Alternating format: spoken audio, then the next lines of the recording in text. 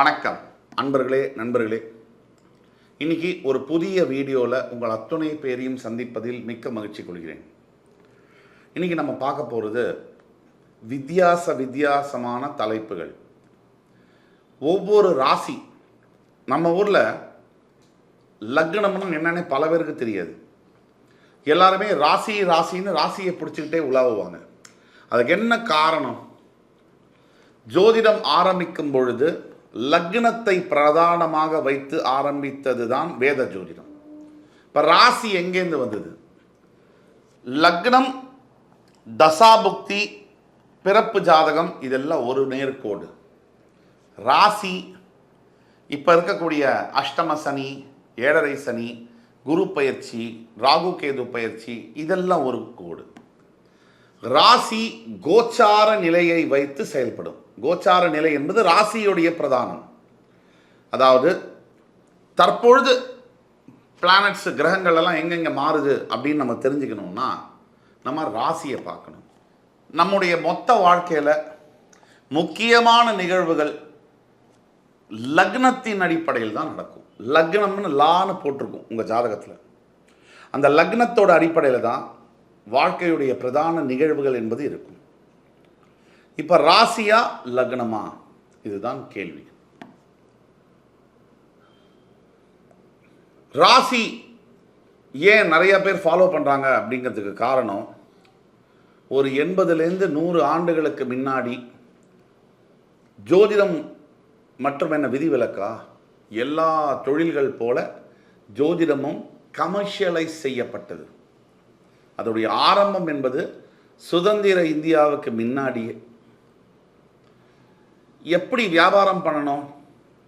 ராசியை வைத்து அதிகமாக பலன் சொல்லும் பொழுதுதான் வியாபாரம் செய்ய முடியும். காரணம், லக்னத்தை வைத்து பலன் சொல்லும் பொழுது உங்களுடைய ஜாதகத்தை ஒரு முறை மட்டுமே பார்க்க முடியும்.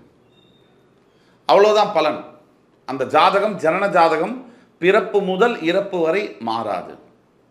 அதே சமயத்தில் ராசியை வைத்து பலன் சொல்லும் பொழுது உங்கள் ஜாதகத்தை ஒரு வருடத்திற்கு 4லேருந்து 5 முறை வரைக்கும் பார்க்கலாம்.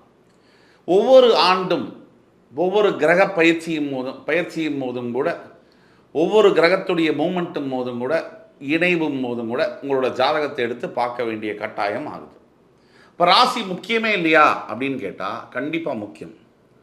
எந்த அளவிற்கு ராசி என்பது பெட்ரோல் எந்த அளவிற்கு முக்கியமோ அந்த அளவிற்கு முக்கியம். ஆனால் பெட்ரோலை எதில் கொண்டு போய் ஊற்ற?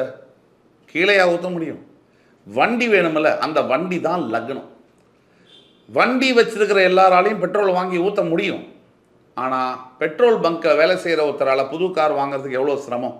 இதுதான் லக்னத்திற்கும் ராசிக்கும் உள்ள அடிப்படையான கோட்பாடுகள். லக்னத்தோடு ராசியின் பலன்கள் இணையும் பொழுதுதான் ஒரு மனிதனுடைய வாழ்க்கை அடுத்த கட்டத்திற்கு உயர்வு பெறுகிறது. அந்த அடிப்படையிலே இன்றைக்கு சிம்ம ராசியை பற்றியும் மகர ராசியை பற்றியும் இந்த வீடியோவில் நம்ம பேச போகிறோம். பெரும் யோகம் தரும் கேந்திராதிபதி கோணாதிபதி இணைவு. நான் ராசின்னு சொன்னால் கூட நீங்கள் லக்னம்னு எடுத்துக்கணும். நான் சொல்லக்கூடிய பலன்கள் 75 முதல் 80% லக்னத்திற்கு தான் பொருந்தும்.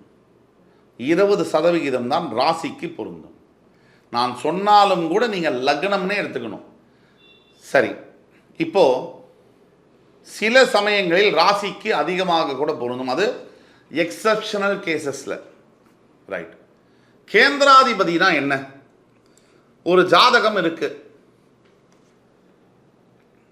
அந்த ஜாதகத்தில் லக்னம் எங்கே இருக்கோ லான்னு போட்டிருப்பாங்க. அங்கிருந்து இந்த லக்னம் இருக்கக்கூடிய இடம் 1ன்னு அர்த்தம். அது கேந்திரஸ்தானம். அதுக்கு அடுத்தது 4, அதுக்கு அடுத்தது 7, அதுக்கு அடுத்தது 10. இந்த 1, 4, 7, 10 இந்த இடங்களானது கேந்திரஸ்தானங்கள் என்று சொல்கிறோம். கோணஸ்தானங்கள், கோணாதிபதி அப்படின்னா என்னன்னா, இந்த 1 சொன்னேன் இல்லையா, லக்னம், அது திரிகோணஸ்தானமாகவும் வரும். திரிகோணம் கோணம் எல்லாம் ஒன்று தான்.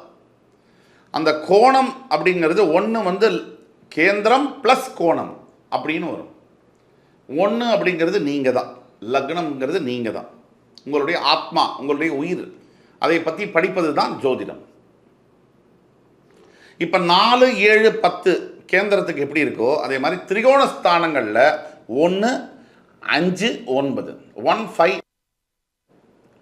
இந்த இடங்கள், அதாவது கேந்திராதிபதி மற்றும் கோணாதிபதி, அதாவது கேந்திராதிபதி மற்றும் கோணாதிபதி இவர்களுடைய இணைவு என்பது சிம்ம லக்னம் மற்றும் மகர லக்னம், சிம்ம ராசி மற்றும் மகர ராசிக்கு கேந்திராதிபதியுடைய இணைவோ கோணாதிபதியுடைய இணைவோ இது மிகப்பெரிய யோகத்தை தருகிறது.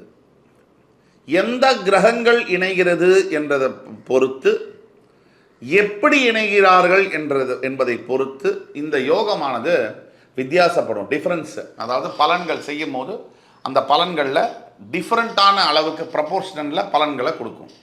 அப்போது இந்த கேந்திராதிபதி மற்றும் கோணாதிபதி, அதாவது சிம்ம லக்னம், மகர லக்னம், சிம்ம ராசி, மகர ராசி, சில இடங்களில் ராசியே சில ஜாதகங்களில் பிரதானமாக கூட வேலை செய்யும். ரேர் எக்ஸப்ஷனல் கேசஸில் இந்த மாதிரி இணைவுகள் வரும்பொழுது, ஒரு எடுத்துக்காட்டுக்கு சிம்மத்திலிருந்து 4 எது?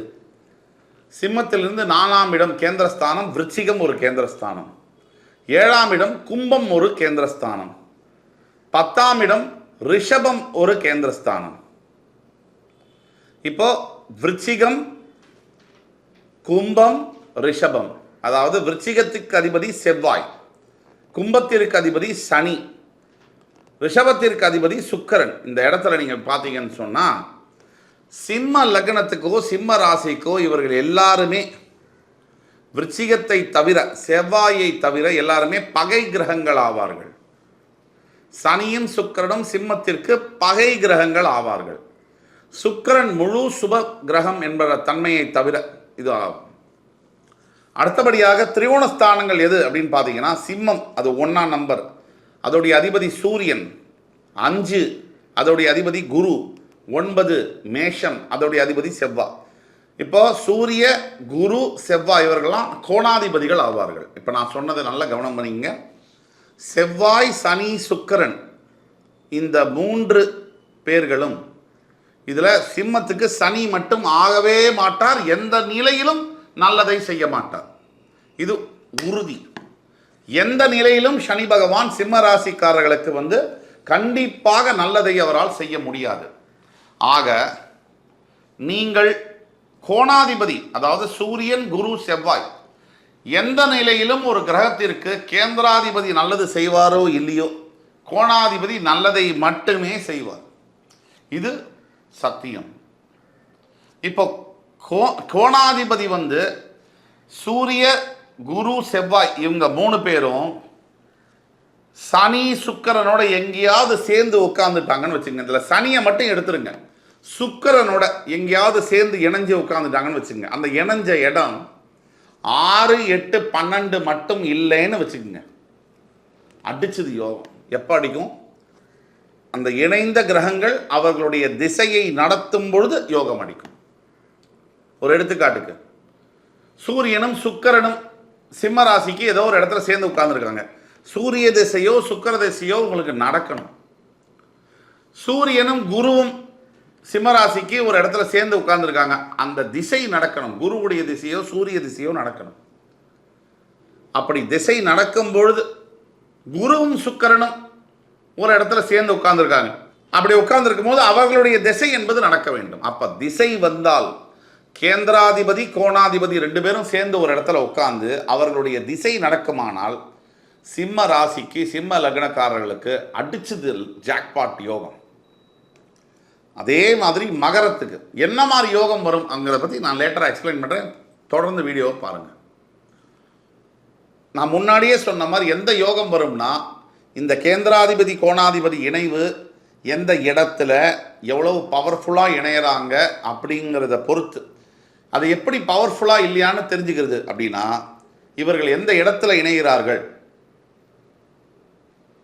அவர்கள் வாங்கிய நட்சத்திர சாரம் எது, பாதம் எது, அந்த நட்சத்திர சாராதிபதி பாத சாராதிபதியுடைய ஸ்ட்ரென்த் என்ன அந்த ஹாரோஸ்கோப்பில், இதெல்லாம் வச்சு தான் அந்த அவங்களுடைய பலன்கள் அமையும். அப்போ இது ஒன்று. மகரத்துக்கும் இப்படி தான். மகரத்துடைய 4ஆம் இடம் மேஷம், 7ஆம் இடம் கடகம், அதே மாதிரி 10ஆம் இடம் என்பது துலாம். இப்போ மேஷத்துக்கு செவ்வாய், கடகத்துக்கு சந்திரன், துலாத்துக்கு சுக்கிரன். செவ்வாய், சந்திரன், சுக்கிரன் இவங்க 3 பேரும் ஏதாவது ஒரு இடத்துல இணைஞ்சு உட்கார்ந்தாங்கன்னா மகரத்துக்கு ஜாக்பாட். அந்த திசை வரணும். அதே மாதிரி திரிகோணஸ்தானங்கள், மகரத்துக்கு சனி, அவர் திரிகோணஸ்தானங்கள் 5ஆம் இடம் என்று சொல்லக்கூடிய சுக்கிரன், சுக்கிரனோட சனி மகர ராசி நேயர்களுக்கு இணைஞ்சாலோ, மகர லக்ன நேயர்களுக்கு இணைஞ்சாலோ, அதே மாதிரி 9ஆம் இடம், மகரத்துக்கு 9ஆம் இடம் கன்னி ராசி புதன். இந்த சுக்கிரன், சனி, புதன் இவங்க 3 பேரும் ஏதாவது கேந்திரஸ்தானாதிபதி, நான் சொல்லக்கூடிய கேந்திரஸ்தானாதிபதி கூட, அதாவது சுக்கிரன் புதன் இணைஞ்சு உட்கார்ந்தாலோ, அதாவது மகர லக்னம் மகர ராசி நேயர்களுக்கு ஏதாவது ஒரு இடத்தில் சுக்கிரன் புதன் இணைவு, சுக்கிரன் சனி இணைவு, இல்லை சனி புதன் இணைவு இருந்தாலோ, அந்த திசை வந்தாலோ அடிச்சது ஜாக்பாட். மிகப்பெரிய அளவில் உயர்வு தரும். எந்த மாதிரியான உயர்வை தரும்? ஏழ்மை நிலையில் இருக்கக்கூடிய ஒரு மனிதனை மிகப்பெரிய கோடீஸ்வரனாக மாற்றும். வாழ்க்கையில் அவருக்கு சந்திக்கக்கூடிய சவால்கள் எல்லாம், அவரை யாராவது எதிர்க்கிறாங்கன்னு சொன்னால் எதிரி தவிடுபொடி ஆவாங்க. அதே மாதிரி அவர்களுக்கு பதவி என்பது பல பேர் பல ஆண்டுகளாக முயற்சி பண்ணி கூட கிடைக்காத பதவியெல்லாம் இவங்க வீடு வாசல் தேடி சேர் போட்டு இவங்க எப்படா அது மேலே உட்காருவாங்கன்ற அளவுக்கு காத்திருக்கும். இதெல்லாம் நடக்கும். ஒரு எடுத்துக்காட்டுக்கு சிம்ம லக்னம், நம்ம சூப்பர் ஸ்டார் ரஜினிகாந்த், அவருக்கு பதவி 96ஆம் ஆண்டு சேர்ந்து அவரை தேடி உட்கார்ந்தது. கேந்திராதிபதி கோணாதிபதி இணைவு, சில திசைகள் அவருக்கு நடந்தது. அப்போ ராகு திசை. இந்த மாதிரி திசைகள்லாம் மாறும் பொழுது வாழ்க்கையில் மிகப்பெரிய உயரத்துக்கு ஒரு சாதாரண மனிதனை கொண்டு போய் உட்கார வைக்கும். இது கிரகங்களுடைய சக்தி, சாத்தியம். இதுதான் ஸ்பிரிச்சுவாலிட்டி, ஆன்மீகம். இப்போ இந்த இணைவு என்பது நீங்கள் சிம்ம லக்னமோ சிம்ம ராசியோ, மகர லக்னமோ மகர ராசியோ, உங்கள் ஜாதகத்தில் சூரிய சுக்கிர இணைவோ, சூரிய புதன் இணைவோ, சுக்கிர புதன் இணைவோ இருக்குமே ஆனால் கீழே கொடுக்கப்பட்டுள்ள வாட்ஸ்அப் நம்பரில் எங்களை காண்டாக்ட் பண்ணும்போது உங்களோட ஜாதகத்தை துல்லியமாக கணித்து உங்களுக்கு எதிர்காலத்தில் என்னென்ன நடக்கும், எந்தெந்த சாத்தியக்கூறுகள் இருக்குது என்பதை துல்லியமாக கணித்து சொல்ல முடியும் என்ற அடிப்படையில் இதுவரை இந்த கோணாதிபதி கேந்திராதிபதி உறவை பற்றி பார்த்தோம். இந்த வீடியோ இதோட கம்ப்ளீட் ஆகுது. ஆனால் இது தொடர்ச்சியாக உங்களுடைய கேள்விகள், உங்களுக்கு உங்கள் சுய ஜாதகத்தில் ஏதேனும் சந்தேகம் இருக்கும் பட்சத்தில் உங்களுடைய எதிர்கால பலன்களை துல்லியமாக கணித்து தர காத்து கொண்டிருக்கிறோம். கீழே கொடுக்கப்பட்டுள்ள வாட்ஸ்அப் நம்பரில் எங்களை காண்டாக்ட் பண்ணுங்கள்.